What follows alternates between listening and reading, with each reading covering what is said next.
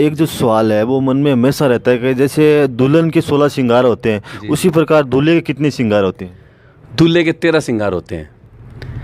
दूल्हे के 13 श्रृंगारों में शेरवानी, लोअर, दुपट्टा, साफा, कंठा, किलंगी, कटारी, तलवार, सेवरा, कांकड़ोड़ा, गंठ जोड़ा, तिलक, तणी, कमर नायल, ये सब श्रृंगार दूल्हे के लिए होते हैं। इनमें आजकल ऐसा ट्रेंड हो गया कि हर एक चीज़ को बहुत ज़्यादा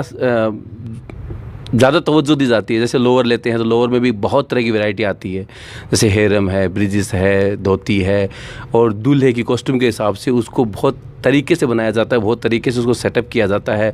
उसके बाद में सेटिंग देखी जाती है कि उसके पे सेट हुआ कि नहीं हुआ, उसके अपर के हिसाब से। शेरवानी में आज इंडो है, इंडो वेस्टर्न है, कुर्ता पजामा है, अलग अलग तरह की फैंसी वैरायटीज है। उस पर कई वर्क होते हैं, कई उस पर ऐसे लटकन से, कई ऐसे डायमंड्स उस पर अलग से उस पर सेपरेट लगाए जाते हैं, जिससे कि उसमें और इम्प्रूवमेंट आए, और ज़्यादा देखने वाले को और ज़्यादा अट्रैक्टिव करे। उसके बाद साफ़ा है, साफ़े में जो है बहुत सारी वैरायटियाँ, जैसे आजकल अभी चलन चल रहा है कि खुद बांधने का जो साफ़ा है, लोग बंधवाते हैं साफ़े को, और उसमें भी कलंगी अट्रैक्टिव लगे, सिंपल लगे, सोबर लगे, ऐसा कुछ ट्रेंड इसमें है। सेवरा जो हमारी सदियों से परंपरा चलती आ रही है, उसको पहले तो हम बनवाते थे, अब आजकल रेडीमेड के चलन है, और उसमें भी अलग से मतलब एक से एक उसमें सेवरे की क्वालिटी होती है, जिसमें जरदोजी का काम भी होता है। पहले तो किरण के सेवरे काम में लिया करते थे, अब आजकल जो है मतलब लोगों का जो मनी पावर है बढ़ गया है, इस वजह से लोगों की चॉइसें बढ़ गई। चॉइसें बढ़ने से जो है शादी में इम्प्रूवमेंट भी उसी तरह से आती हैं। तिलक दूल्हा पहनता है, तिलक में भी बहुत सारी वैरायटियाँ होती है। तिलक एक सेफ भी करता है, क्योंकि पहले तो क्या होता था कि रोली लगाते थे, रोली के अंदर भी क्या होता है, जब गर्मी का टाइम हो तो सैड हो जाती थी, बह जाती थी। अब दूल्हे के लिए तो वो पीक टाइम होता है, उसमें कोई रिएक्शन नहीं होता, कोई रीटेक नहीं होता है, तो बह जाती है तो उसमें जितनी फ़ोटो हो गई तो वो हो गई, उसके बाद उसके पास कोई ऑप्शन नहीं है कि उसको वो रिमूव कर सके। तो इसीलिए तिलक उसको बचा देता है ताकि ये रोली जो है फैले नहीं, और लगाने वाला एकदम उसको सही से रोली को सेट करके लगाए ताकि वो बहे नहीं। आपके यहाँ पे दूल्हा किस तरह से उस शेरवानी को घर जाके पहने या दुपट्टा लगाए, या वो चीज़ें भी बताते होंगे आप? क्योंकि हमने देखा है कई कई शादियों के अंदर दूल्हे का जो सापा होता है वो अजब गजब ही लगता है, वो एक कॉमेडी जैसा बन जाता है। जी, जी। उसको पता ही नहीं होता किस तरह से बांधा जाता है। जी जी, बिल्कुल आप सही कह रहे हैं। एक्चुअल में कभी हम जब दूल्हे को घोड़ी पे देखते हैं तो दूल्हा क्या होता है, साफे को ऊपर की तरफ रखे हुए रखता है, ऐसा लगता है जैसे थक गया वो है। तो इसके लिए हम दूल्हे को पूरी तरह से प्रॉपर तैयार करते हैं कि आपको साफा कैसा पहनना है, कैसे पहनना है इसको। हम दूल्हे के भाइयों को, दोस्तों को ये बताते हैं कि आपको आईब्रो के ऊपर रख करके उसको पहनना होता है। यदि आप फैंसी साफ़ा और रेडी साफ़ा आप तैयार ले रहे हैं तो उसको आईब्रो पे रख करके फिर पीछे पुश करना होता है। जबकि दूल्हे को लोग क्या करते हैं कि सीधा उसके ऊपर डालने का प्रयास करते हैं, जिससे वो कैसे भी सेट नहीं हो पाता, और जब सेट नहीं होता दूल्हा थका हुआ सा लगता है, और वो अपने आप को अनकम्फर्ट तो महसूस करता ही है, साथ में उसकी फ़ोटो स्नैप्स भी वगैरह भी बहुत ज़्यादा ख़राब हो जाती है। तो हमें तो आज भी ऐसा कोई झुकाव भी जाता है तो हमें ऐसा लगता है, तो हम कहते ज़रूर हैं कि भी आप इसके साफ़े को सही करें। सर आपके यहाँ पे मतलब में कितनी तरह की वैरायटी हैं जो शेरवानी में है, या फिर कोई चाहे कि मुझे पेंट कोट चाहिए या ब्लेजर चाहिए, क्या क्या सुविधाएं उपलब्ध है यहाँ पे? जी, हमारे पास आज के ट्रेंड का संपूर्ण वैरायटी यहाँ पर हम रखते हैं, और जिसको जो पसंद है, जैसे बच्चे को क्या पसंद है, कुर्ता पजामा, जैकेट, आजकल प्रिंट का चलन है तो प्रिंट में बहुत सारी वैरायटी हमारे पास है।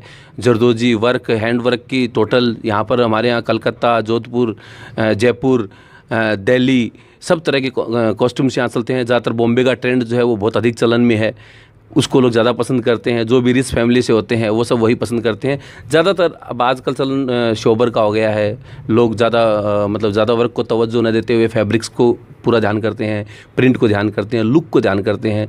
दुपट्टे का चलन भी बढ़ गया है, इसमें दुपट्टे को भी बहुत ज़्यादा लोगों ने पजेसिव ले लिया। ऐसा नहीं कॉमन कोई दुपट्टा लेना नहीं चाहता, सब शेरवानी का जो जो शेरवानी करती है वो दुपट्टे से बहुत ज़्यादा कर जाती है। तो इसलिए लोग आजकल हर चीज़ की तरफ इतना बारीकी से ध्यान देते हैं कि कौन सा कलर कैसी मैचिंग था।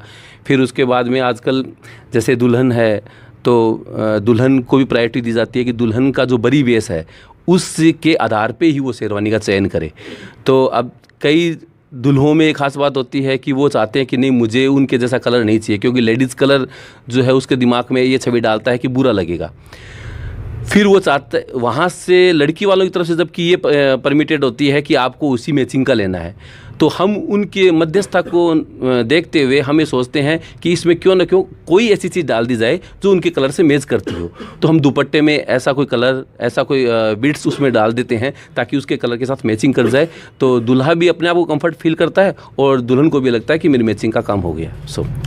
सर एक चीज़ मुझे ये बताइए कि आप गुड लुकिंग हो, स्मार्ट हो, मैं सवाल ये इसलिए कर रहा हूँ कि आपके जितने भी मतलब दूल्हा कॉम्प्लेक्स है वहाँ पे आप ही की फ़ोटो लगे होते हैं, क्या आप कोई मॉडलिंग करते हो? क्योंकि जब भी देखते हैं वहीं पे आपकी ही फ़ोटो होती है। ये भी आपने एक बहुत प्यारा सवाल किया है।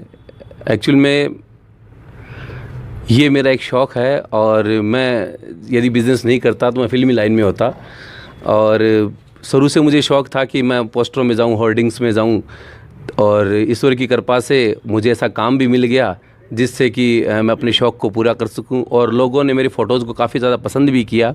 यहाँ तक कि कई शहरों में शेरवानी बतौर मेरी फ़ोटो यूज़ भी होती है जहाँ मेरे आदमियों ने उसको प्रोटेस्ट करवाया कि ये हमारा एक लीगल पॉइंट के हिसाब से रजिस्टर्ड है, तो प्लीज़ इसको आप फ़ोटो यूज़ न करें। तो ये मेरे लिए बड़ी सौभाग्य की बात है कि लोग मुझे इतना इस लुक में भी मुझे लाइक करते हैं, और आज भी हर साल हम मॉडलिंग करते हैं और नए नए पहनावे के साथ हम करते हैं, तो मुझे कॉन्फिडेंस सिर्फ दर्शकों का ही मिलता है कि वास्तव में आपका लुक जो है वो इसके डिज़र्व करता है, तो इसीलिए कर रहा हूँ। कैटलॉग मॉडलिंग जो है वो हमारे मॉडल्स ही करते हैं, जो जयपुर में, दिल्ली में और हमारे चूरू में भी अपना स्टूडियो है जिसमें कैटलॉग मॉडलिंग होती है, जिसमें मॉडल्स जो है बाहर से भी आते हैं और हमारे चूरू लोकल सदाशर के भी वहाँ पर मॉडलिंग करते हैं। सर आपके सुना है कि आपके 2 रत्न हैं, एक तो हम जान चुके हैं, दूसरा कौन है सर? दूसरा रत्न संगीत संगम के नाम से है, जो हमने अभी एकेडमी के रूप में स्टार्ट किया है, जिसको हम ये चाहते हैं कि यहाँ का जो बाथरूम सिंगर है वो एक गायकार के रूप में लोगों के सामने आए, और मेरी ये कोशिश है कि जिसको घरों में ये कहा जाता है कि शोर मत कर, हैं बाथरूम में चुपचाप नहा ले, ये सब उनको शब्द को सुनने पड़ते हैं, वो जाकर के ये कहे देखो मैंने गायकी ऐसी की है, वो अपने वीडियो से दिखाए, अपने यूट्यूब से दिखाए, अपने फेसबुक से दिखाए, वो उसकी बाकायदा वहाँ पर रिकॉर्डिंग होती है। रिकॉर्डिंग उसको पहले तैयारी करवाई जाती है उससे पहले रिहर्सल में, और हर शाम 5 से लेकर 7:30 बजे तक रिहर्सल होती है, उसमें पूरा उसको गाने को तैयार करवाया जाता है, और उसको बाद में स्टेज परफॉर्म के लिए हर महीने उसको मौका दिया जाता है ताकि वो अपने रिश्तेदारों को बता सके कि देखिए आज मैं ये हूँ। सर उसकी कोई मंथली फीस रखी है आपने? जी नहीं, पहले कुछ भी नहीं है, बाकी उसके बाद में जो हमारे गुरुजन लेते हैं वो उन्हीं को डायरेक्ट दे सकते हैं, उसमें हमारा कोई हमें कोई अर्निंग का पॉइंट नहीं है हमारे। एक्चुअली में हमें इस मामले को लेकर जो है पूरे राजस्थान में ये एक माध्यम बनाना है कि बाथरूम सिंगर निकल के आए और वो अच्छे स्टेज तक पहुँचे, ऐसी हमारी कोशिश है। आप सिंगिंग भी करते हो, अगर कोई आपका फेवरेट सॉन्ग दर्शकों को सुनाना चाहे तो? जी, मैं एक्चुअली में दूल्हे का काम करता हूँ, तो मैं दूल्हे से रिलेटेड ही एक गाना सुना सकता हूँ आपको। अमीर से होती है, गरीब से होती है, दूर से होती है, करीब से होती है, मगर जहाँ भी होती है ऐ मेरे दोस्त, शादियाँ तो नसीब से होती है। आज मेरे यार की शादी है, आज मेरे यार की शादी है, यार की शादी है, मेरे दिलदार की शादी है, आज मेरे यार की शादी है। लगता है जैसे सारे संसार की शादी है, आज मेरे यार की शादी है, आज मेरे यार की शादी है।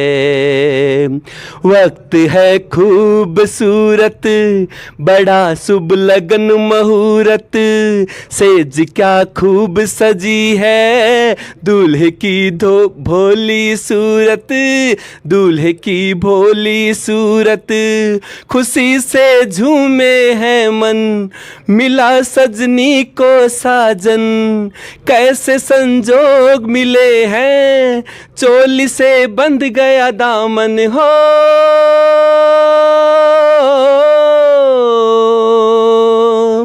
एक किसी के सपनों के 16 सिंगार की शादी है, आज मेरे यार की शादी है, आज मेरे यार की शादी है। जी बहुत बढ़िया सर। सर आप सिंगिंग भी कर लेते हो, मॉडलिंग करते हो, इसके अलावा आप दूल्हा कॉम्प्लेक्स चलाते हो, इसके अलावा और क्या क्या शौक है आपके? मैं जिम भी करता हूँ, एक्टिंग भी करता हूँ, और सबके साथ हंसना खेलना ज़्यादा अच्छा लगता है। तो मैं बिल्कुल बच्चे की तरह जीवन जीता हूँ, अपने घर में भी, अपने आसपास के एनवायरनमेंट मेरा ऐसा रहता है कि सब लोग मुझसे जो है आकर के मिल लेते हैं, बैठ लेते हैं, बात कर लेते हैं। जैसा जैसा उम्र हो वैसे हिसाब से ढलने का प्रयास करता हूँ अपने आप को, और सक्सेस होता हूँ। सर अभी आपने बताया कि संगीत संगम में आप एक कुछ कर रहे हो, इसका क्या उद्देश्य है? संगीत संगम एक्चुअल में मेरा शुरू से शौक़ रहा है। तो जबकि चूरू ज़िले में इसका इन्वायरमेंट कम है, जबकि यहाँ पर कई लोग, कई बड़े बड़े प्रसिद्ध गायकार जो यहाँ से उठ कर के उन्होंने फिल्म इंडस्ट्री में खूब बड़ा नाम किया है। जैसे कि हमारे चूरू के पंडित श्री भरत व्यास, जिन्होंने आ लौट के आजा मेरे मीत, और सारंगा तेरी याद में, ज़रा सामने तो आओ छलिए, ए मालिक तेरे बंदे हम, इन गीतों को वो रचयिता थे जिन्होंने चूरू को एक बहुत बड़ा नाम दिया है, चूरू ज़िले को। उसके बाद में यहाँ रतनगढ़ की रेशमा जी, जिन्होंने लंबी जुदाई का गाना गाया है, जो हीरो फिल्म का बहुत ज़्यादा हिट रहा, आज भी लोगों की ज़बान पे है। यहाँ सेड़ा की हमारे क्या नाम हेमलता जी, जिन्होंने मतलब ये उनको दूसरी लता कहा जाता था, और हेमलता जी ने भी गाने अखियों के झरोखे से, और लता जी को भी ये डर था कि यदि हेमलता इस फील्ड में उतर गई है तो उनके इनसे बेहतर वो कोई कॉम्पिटिटर नहीं हो सकता। तो उन्होंने अपनी इस कॉम्पिटिटर को जो है वो काफ़ी ज़्यादा आगे नहीं आने दिया, ऐसा कुछ हमने सुना भी था है। तो ऐसे मतलब कई जैसे खेमचंद प्रकाश है, वो भी हमारे यहाँ चूरू के ज़िले के